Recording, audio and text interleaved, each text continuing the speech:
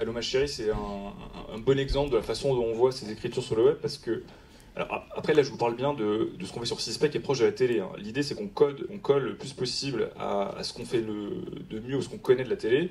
C'est-à-dire que vous prenez une animatrice qui est extrêmement populaire, qui aujourd'hui est très très connue des Français, qui a entre 800 000 et 1 million de fans Facebook, je crois, qui a une communauté qui est très très engagée. C'est-à-dire que si vous regardez les posts de Christina Cordula, une communauté qui la suit vraiment, ce qui évidemment nous aide, parce que quand on fait un appel à candidature pour son programme, on demande aux gens de nous envoyer des looks ou des propositions de thèmes, vous avez vraiment des gens qui réagissent au quart de tour.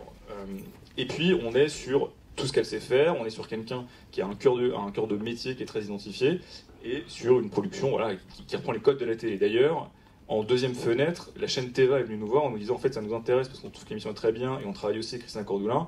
Donc vous retrouvez l'émission en deuxième fenêtre de diffusion sur la télé. Donc ça montre bien que quand on joue sur la fusion des fenêtres, c'est encore un bon exemple de façon dont on fait venir un programme web sur la télé.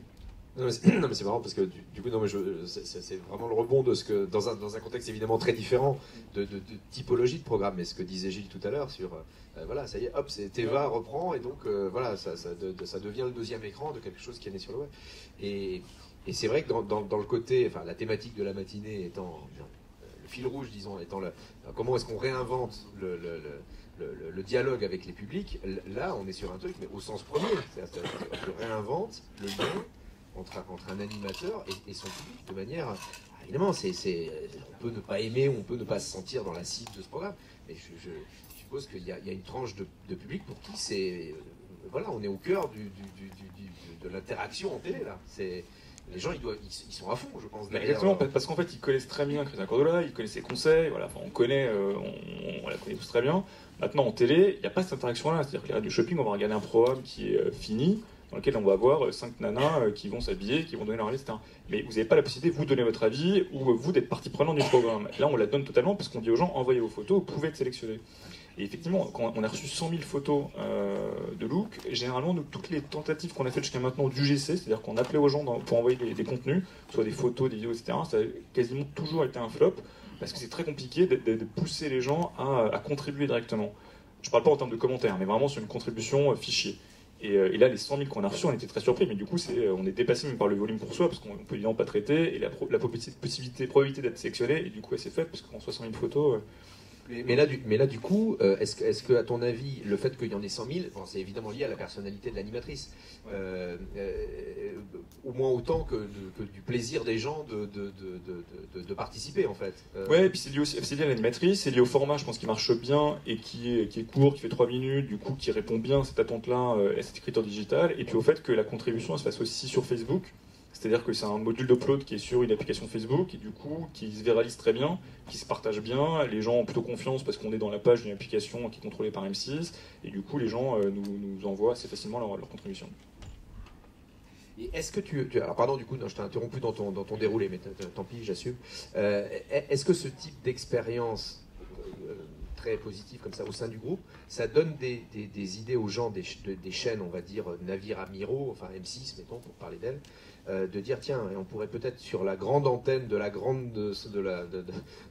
fille aînée de la famille là, aller prendre le risque de ce genre de choses, ou est-ce que ça reste encore quelque chose qu'on considère comme bon, allez, ils peuvent s'autoriser ça sur des chaînes web parce que bon, le danger est moindre, parce que franchement c'est l'appétit qu'il y a du public potentiellement de rentrer dans ce truc-là, c'est...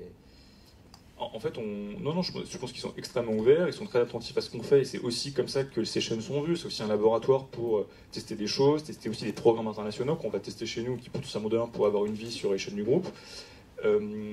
Après, c'est aussi des questions Alors, le produit fini, Allô ma chérie, il est déjà diffusé sur TVA, donc il est clairement diffusé avant l'état. Après, ça l'écriture, l'appel à candidature, la relation avec les réseaux sociaux. En fait, le problème, c'est qu'il n'y a pas de voie de retour en télé. Donc, même si on voulait le faire en télé, à la fin, ça finirait par un projet qui est chez nous, parce que ce serait nous qui gérerions cette communauté-là. Après, l'idée de faire un programme en télé qui soit entièrement contributif des internautes, je pense que c'est totalement envisageable. Il y a un problème de production aussi, c'est qu'il faut juste être sûr qu'on est capable dans les temps de production. C'est que nous, on est beaucoup plus libre de notre programmation, parce que on diffuse à peu près un épisode par semaine, mais bon, on peut diffuser le jeudi au lieu du mardi. Voilà, on n'a pas de grille de programme, quoi. Donc, c'est vrai qu'on est aussi beaucoup plus souple. Mais je pense que si d'un point de vue prod on pouvait le faire, il y aurait pas de. Je pense qu'on serait plutôt soutenu et je pense que le groupe pourrait aller là-dessus. Ouais. Et la dernière chaîne, non il m'en reste 2, donc on a une chaîne sur l'humour qui s'appelle Comique, où on retrouve toutes les séries emblématiques du groupe, de scènes de ménage en famille ou à plus récemment Péplum, vous allez les retrouver sous forme de playlist principalement.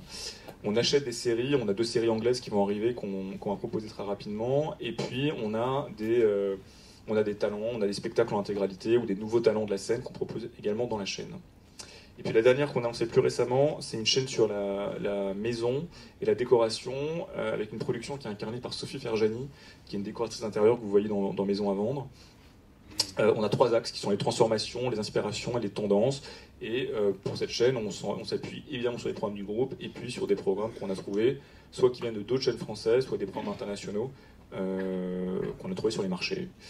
Et un petit teaser très rapide sur cette production qu'on a avec Sophie Ferjani. Bonjour à tous, c'est Sophie Ferjani. Je vous donne rendez-vous chaque semaine sur Home Time pour découvrir ma nouvelle émission, Décodeuse. Je serai chez vous comme chez moi.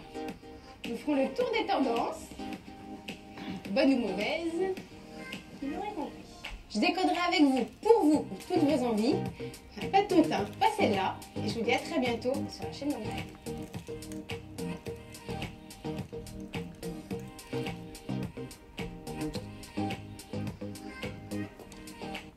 Voilà, donc cette production-là, on l'a lancée il y a un mois maintenant, donc on est très content des premiers chiffres, et on a aussi voulu la rendre interactive. Dans le choix des thèmes, pas encore parce que c'était les premières émissions, mais ça va le devenir. Mais l'idée, c'est que toutes les recommandations, les conseils de Sophie, on les retrouve en fait sur la planche Pinterest de l'émission. Et en fait, on a conçu même les visuels de l'émission comme des boards Pinterest. L'idée, ce sont un peu des planches d'inspiration autour de la déco sur des thèmes précis. Voilà, que je suis arrivé au bout de l'exposé. Par rapport aux chaînes pure web, on va dire. Est-ce qu'aujourd'hui, par exemple, je sais pas, prenons la chaîne fiction, est-ce qu'aujourd'hui, vous seriez ouvert à, peut-être que ça arrive déjà d'ailleurs, à ce que des producteurs viennent vous voir en disant voilà, moi j'ai un concept de série digitale ou de contenu, de fiction, dans lequel j'ai une partie interactive ou une partie digitale, enfin une partie d'intervention du public qui est au cœur de mon concept. Je pense à ça évidemment parce que dans nos porteurs de projets, dans nos lauréats, on a 3 projets de fiction, par exemple, sur les 10 lauréats. Est-ce que c'est des gens qui peuvent venir vous voir aujourd'hui en amont, quand ils sont encore à la phase de développement, en disant, voilà, est-ce que cette chaîne accepterait de tester, par exemple, notre programme, de prendre le risque de nous prendre sur son antenne et de tester avec nous tout ce qu'on a imaginé pour l'interaction du public. Est-ce que vous avez déjà des producteurs qui viennent vous voir là-dessus? Oui, alors en fait on voit pas mal de producteurs pour nos différentes chaînes. C'est vrai que la chaîne Story c'est la plus difficile, c'est celle sur laquelle on avait des projets, on avait des idées de production, mais c'est à la fois économiquement plus cher de produire de la fiction, donc on n'a pas trouvé les modèles économiques, et puis aussi en termes de ligne éditoriale, c'est un peu, on a plus de difficultés à trouver le bon axe. Mais en fait, on est très ouvert à des idées, on est très ouvert aussi pour tester des choses, c'est-à-dire que sans forcément s'engager sur une production longue, tester s'il y a des épisodes déjà produits, que les gens veulent tester sur une plateforme qui a de l'audience avec une cible qui les intéresse, on est totalement ouvert pour tester, la mettre en avant, voir comment ça marche et partager évidemment les résultats avec le producteur. C'est des choses qu'on peut faire sans problème, et si ça marche, engager après peut-être la production un peu plus longue. Voilà, donc, mais si ça rentre dans l'éditorial de la chaîne, qui est une chaîne qui est très féminine, qui s'adresse à des femmes voilà, plutôt de moins de 35 ans, qui racontent des histoires. C'est une chaîne qui raconte des histoires. Donc, soit du drame, des frissons, de la romance, il faut qu'on raconte des histoires. Mais des formats évidemment plus courts que 90 minutes, on est totalement ouvert si ça rentre dans les codes de la chaîne.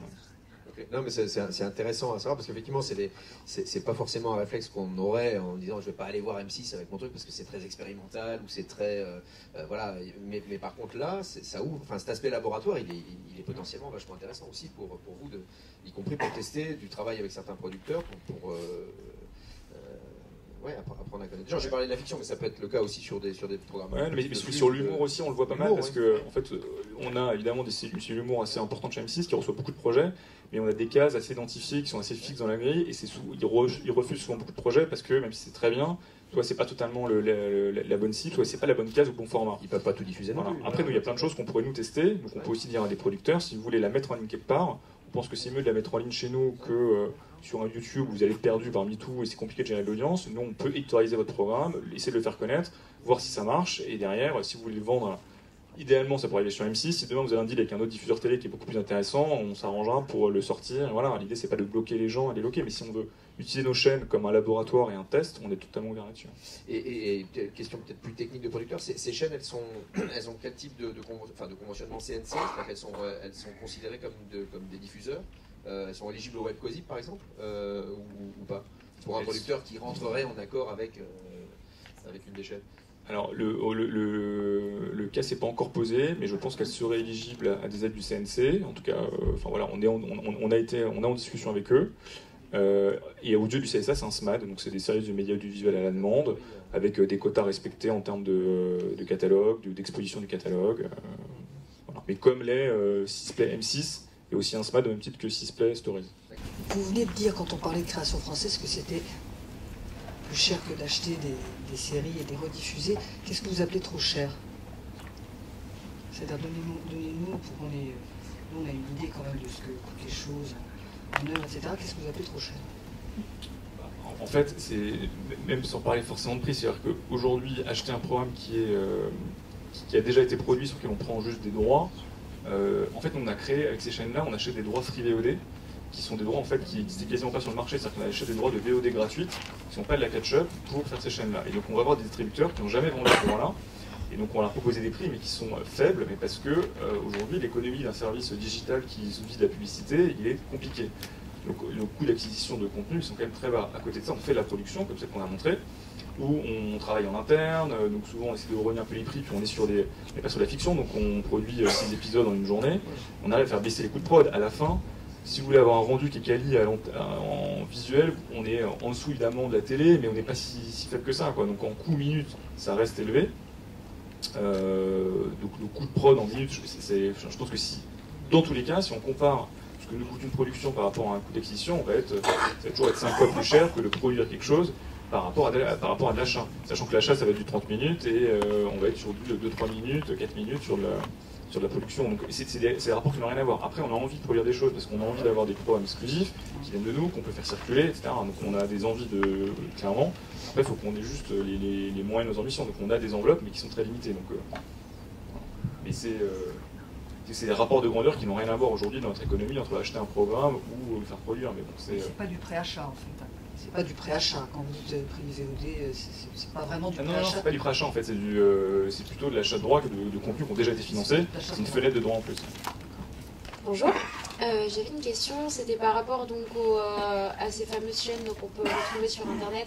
Elles sont linéaires, c'est-à-dire que à chaque fois qu'on va sur le site, je sais pas moi, de Crazy Kitchen par exemple, il y a toujours quelque chose qui tourne, ou c'est nous qui choisissons les vidéos?